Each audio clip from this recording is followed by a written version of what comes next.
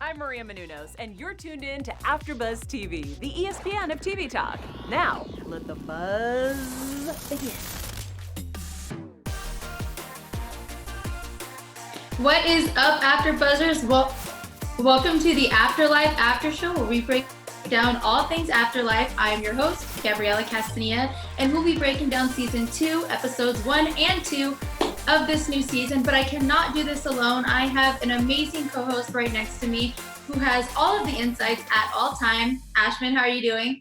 I'm so good. Hey, Gabby. Hi, AfterBuzzers. Season 2. We are so ready to get into this, and I hope you guys love what we have for you. Yes, I'm so excited and ready to talk about these 2 episodes. But first, let's kind of break down what we're going to go over. First, we're going to talk about, the overall feel of Tony trying to be Zen and this new person. He's so different from last season, so I really wanted to touch on that. Let's talk about Matt, his brother-in-law, and, his marriage falling apart. That's taking such a big place in this season. And Simon coming in, this new guy Simon, Tony and Emma were hitting it off, and now this new guy Simon's, coming in and interrupting him. I don't know how I feel about that. And Lenny and June living together, no boundaries there. And lastly, just how the second episode ends on such an interesting note and how it's so different from what we've seen the last season. And and then we're going to get into some news and gossip and a special segment where we're going to do some trivia and see who knows the show more. I'm very excited for that. And lastly, we will get into our overall thoughts. But first, what did you think of these 2 episodes? I mean, I loved it. Starting with what you said, it's really nice to see Tony feeling better than he did in season 1. So he's a lot more aware of his kind of behavioral problems and his anger issues, the way he was projecting to other people. So I enjoyed seeing him kind of still trying to keep the peace within him. He's still struggling a bit, but he has it a lot more together. Like the opening shot is he actually has dog food for the dog now. So he's able to wake up and feed the dog. And so he has more of his regimen going, whereas before he just couldn't even get out of bed. And when he got out of bed, there was nothing to give the dog or himself or anyone else. So it was really nice to see him still struggling a bit, but aware of what he was doing. Right. And I think, the opening scene with his wife, the video he's watching where she says, being kind, be strong, be kind to your friends. You love doing that. And that makes you, the person you are. That kind of sets the tone for these next couple episodes. He's so relaxed. And, even all the other characters, I was telling you earlier, the opening scene is just so peaceful. And everyone seems to be in such a good place, from where we left off last season. And I think that is because of Tony, trying to change the person he is. I just thought it was such a lovely way to open up the new, the first season. And Gabby, I really enjoyed getting a closer look into everybody's life. Like we kind of see Sandy and her home life. We didn't see that before. In season 1, she just merely mentioned, I live with a lot of people. I have a lot of responsibilities. So work was kind of her one-time escape for herself. So we see the opening shot with her and her family. And we see Matt, he's probably the only one that's kind of really struggling right now. And that was really sad to see him sleeping in his office. We see him rolling up the sleeping bag. And it was really sad to see that he's in such a difficult place right now, whereas he's tried to be such a strong person for everybody else. Right. And let's talk about that. Let's talk about Matt and his wife and, the marriage. Matt was trying to keep it together for Tony and is always babysitting Tony all of last season. And now this season, he's still doing that, but while trying to babysit himself, and then he has Kath coming in and hitting on him. What did you think about? I love her character. What did you think about that? I was so surprised. I mean, I had no idea in season 1 that she even remotely thought of him like that. So when she walked into his office, I thought she was going to console him like Lenny did, just be like, hey, I'm here for you if you need anything. And instead, she's totally winking at him, giving him an open invitation. And that was just such a shock, such a twist, because I didn't see that coming at all. And he was so surprised by it. He's like, what are you talking about? Yeah, and then he instantly tells Tony, come in here. She just hit on me. And then she's like, but do not tell anyone. I don't know. I thought it was hilarious. Her character kind of reminds me of The Office, very similar to that style where she's so awkward but charming. I love her character. Also, I wanted to talk about, Lenny coming in and saying you could sleep on my, you could sleep in the house. But what did you think about that? But then his new son or his potential son coming in and working there. What did you think about that? I'm excited for Lenny. I'm so excited for him. Like his relationship is working out. Him and June are obviously like really hitting it off because they're living together now. And in addition to that, he gets her son James a job. So you know that they're really like doing the family thing and like they've excelled a lot in the relationship. So I'm excited for him, the James, the son. Like I'm curious to know how old is this boy? How old is I this don't man? They treat him like such a child, and I love when he goes, "Can I call you dad?" And he's like, Lenny's like, "No, you can't go." He's like, "Okay, dad, I'll call you that anyway." It's just like, oh God, Yes. this relationship is it's just so interesting. And then when he comes into the paper, right? Like it's so sweet of him to get him a job. And then James comes in and he's totally like, I have this idea and that idea. And he's so excited about it. And they're like, do you want to like make some coffee? Like, do you want to help with the newspaper? And he's like, well, not really. And Lenny's like, this is a part of it. Like, please go do what you need to do. So I think that's going to be a really interesting development that we're going to see. And we could get Oh, into the boundaries thing when you're ready, because we're it's totally a going to have lot. to touch on that. It's a lot.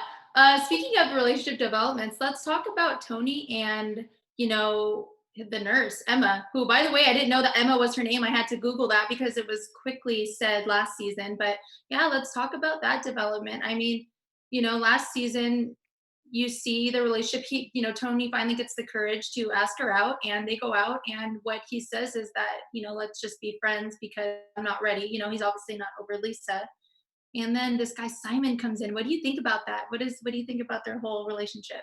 Yeah, I love that there's a new competitor in town. I think because, Emma really likes Tony too. And it's like when they encounter each other at the convalescent home, she makes that point to him. She's like, well, I said you weren't over Lisa to kind of push you, not to push you away. So it's not like she wants to be just friends with him. She was like, well, maybe, if you know that you need to get over her, we can have something more. But he didn't budge. He was just kind of like, okay, I get it, she wants to be friends. So now that we have this new guy Simon, it's interesting because he's handsome, he's totally forward, he's already like winking at her saying babe. Tony walks in, sees them having separate conversations. So I think it's going to push Tony, and sometimes competition does that. Like if you really want her, you're going to have to work for her. So I think we're going to see a lot of competition this season to see who gets Nurse Emma. Yeah, no, I'm very excited for that. And I agree. I think it is going to push Tony, to grow. And maybe he is not ready to move on from Lisa, but, you know, like Lenny says in the beginning of the first episode, that ship is going to sail eventually. So you don't want to be late for that boat. Like you got to get Right. on top of it because she's a charming lady. So, and let's talk about Lenny and June, his new girlfriend, living together, and how there is no boundaries in that bedroom scene. What is up with that bedroom scene? Oh my God. And it was just so normal and casual. Like, hey, do you know where I placed this? And then he gives them a kiss goodnight and says goodnight. Yeah, and then includes the dad. What do you think about all that? What was your reaction? Gabby, like seriously, I need to know his age. I need to know this kid's age. I Like, don't why know. is he acting the way he is? Or is he just totally like babied and childish? I mean, let's break down that scene. Lenny and June, they're having sex in the bedroom. This kid Which just Which, by the way, was very like, I didn't know what was going on at first. I was just like, oh God, what characters are these? Because this show is really known for like those, it'll be, a very sad scene. And then all of a sudden there's that shocking scene. You're like, oh God, that's a lot. yeah. I mean, so they're having sex in the bedroom, right? And like we hear the door just opens. It's not locked. He just comes in and everybody's in like this weird position. Like they're in bed. He's on top of her. The kid is at the side of the door and he's like, "Hey mom, where is this?" And the mom and him are so casual about it. And he has no reaction to what Yeah. is like the intimacy that's going on. And whereas Lenny's like, "Oh my God," like I think that's the first time he was like, okay, we're gonna have to set some boundaries, because he was the only one that was shocked by it. And the mom's like, oh honey, that's fine. And it was Yeah. so weird. It was, I mean, It, it was hilarious, but it was so weird. yeah, I mean, And it then sucks he for, no, no, go ahead. no, and then he like walks over to his mom while she's laying there at the bottom and like kisses her. And then he's like, can I call Yeah. you dad? Like, what? What is that even It's, about? It's like one of those relationships where it's like they're almost dating. It's like that creepy mother-son relationship. I mean, I love the two characters. I think they add such like a fun twist of like a good like sense of comedy, I guess, to the show. But it is one of those creepy relationships where it's like they have zero boundaries, and it sucks for the new, father or mother coming in, into that position and trying to take this place. But I don't know. I wasn't a big fan. But I also thought what was funny was the yoga scene or the meditation scene.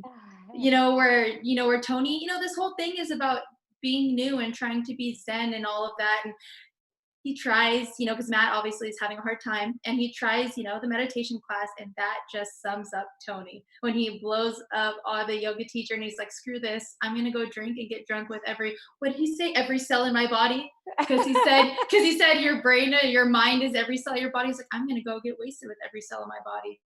Oh God, I love that scene. It's just totally Tony, as opposed to him being completely, like put together, which is such a difference, like you said from the beginning. It was super cool to see. And you know what else I liked about that scene was the follow-up. He still has his confidant Anne, and they meet at the cemetery and he tells her about this moment. And she gives that whole analogy about the frog and the scorpion, and pretty much makes him realize that, it's not that you just lashed out, you were in an element that's not your element. So I Right. think Anne is such a great confidant for him, because she keeps bringing him back to who he is when he's lashing out. He's like, I'm trying to be this good person, but every now and then this happens. So I thought it was great how she continues to soothe him, but like soothe him in his truth. So that was good, because he was like, okay, so it's not like it was just me. I was in a place that I didn't even want to be, and this guy was pissing me off, so I reacted. So I thought that was a sweet scene between those two, and it's Yeah, really nice seeing them. Yeah. I love Anne. I think she's such a positive person to have in Tony's life. Like she's necessary to be there. Every time he goes to the grave, it's necessary for him. And I think it's almost better than his therapist, because his therapist is a whole nother topic. But you know, I think what's so special about the first episode scene with Anne is when he says everyone's struggling. He realizes now in life that everyone is struggling and he wants to do something to help them. And Anne inspired that because she said, that's all we have in this life is this little part of our little part of the world that we can make better. And now he wants to do that. And I think that's going to set the tone for the whole season. I don't know how it's going to go. I hope Tony keeps up with it. But for the first two episodes, I believe that's how this is going to go. So what do you want to talk about as far as Daphne or Roxy going on a date with the postman, with Tony's postman? Totally. I love seeing that friendship develop. I mean, Tony and Daphne have certainly gotten closer, and I think it's sweet how he refers to her by her real name, which is Roxy, opposed to like her sex worker name, Daphne. And the postman is Roxy, hilarious. I think Roxy is the. Sorry, I just want to clarify. I Yeah, think Roxy please. is the name, the sex worker name, and then Daphne is the real name. Because Oh, last season okay. she goes, "Yeah, it doesn't really suit me, huh?" And I just remember that because it was Oh, it was cute. I think Daphne is a cute name. yeah. Thank you for that. Okay, so Daphne is her real name.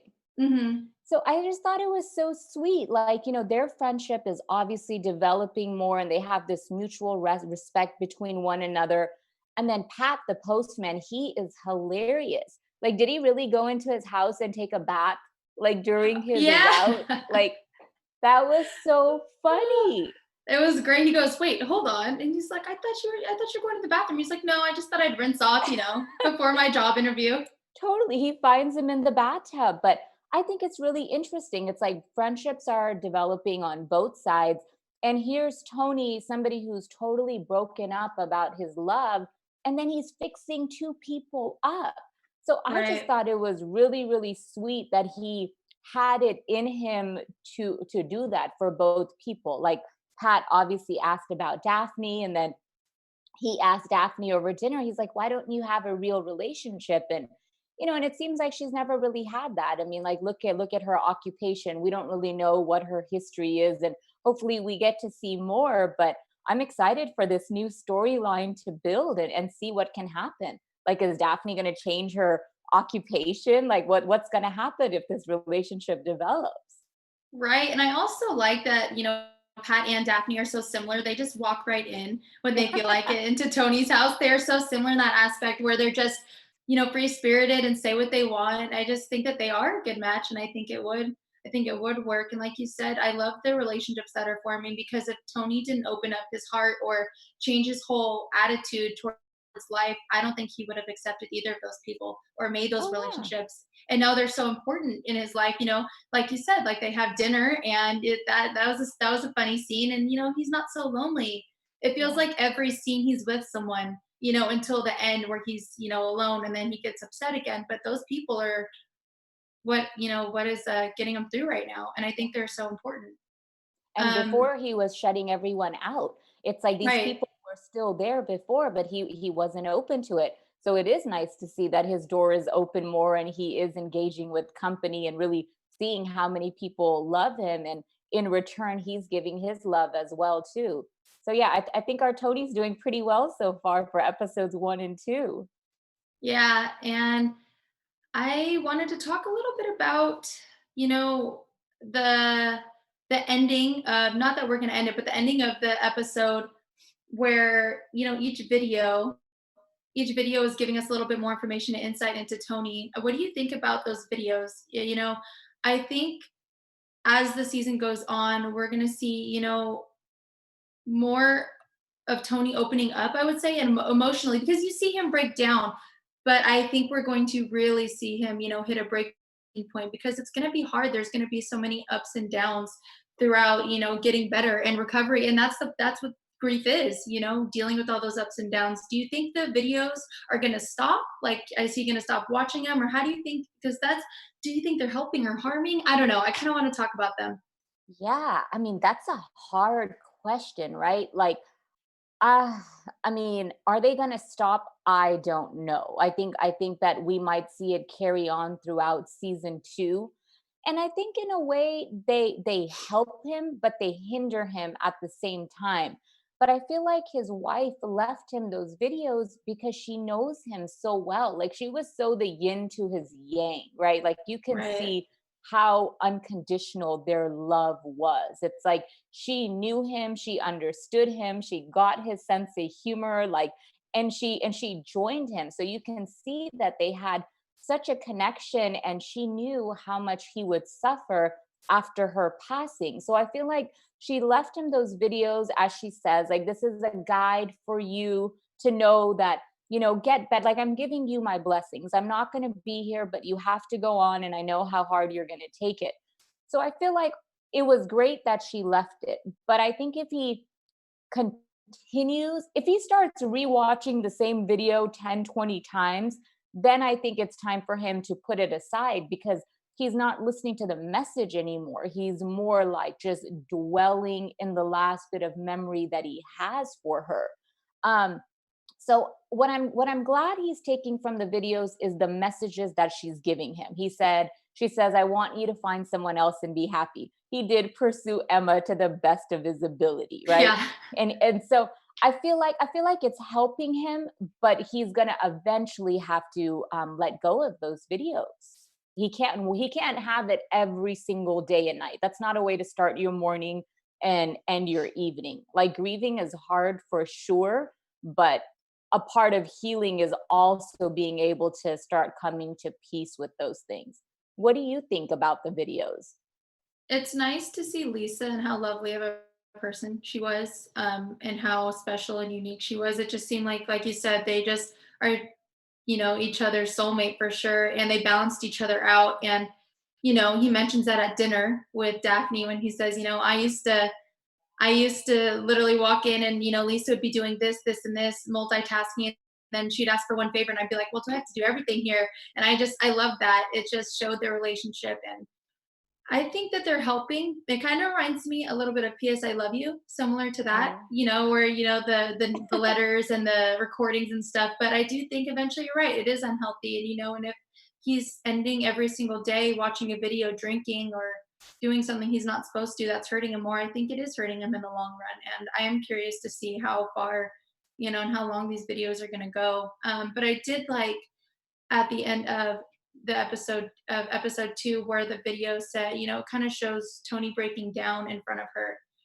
We haven't seen that yet. We've only seen, her talking, Lisa talking, or like positive things. They're joking around. And we saw him cry and he said, "I've never seen you look so beautiful," or "You've never looked so beautiful." And I just lost it. I was like, "Oh my God."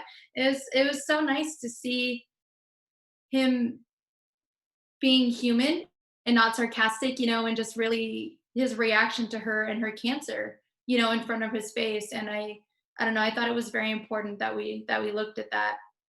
I totally Um, agree. I think it was so important for him to break down in front of his wife. I mean, that was needed. Like, he can't just be strong for her, right? Like, he had to release that emotion when she was here and after. But I totally agree that it was so healthy for him to just unglue in front of her and just be like, I'm in so much pain that I'm going to be losing you. So yeah, yeah. that was good to see that he's had that moment for himself for sure. Yeah, absolutely. All right. Well, now, did you want to get into some news and gossip about the show?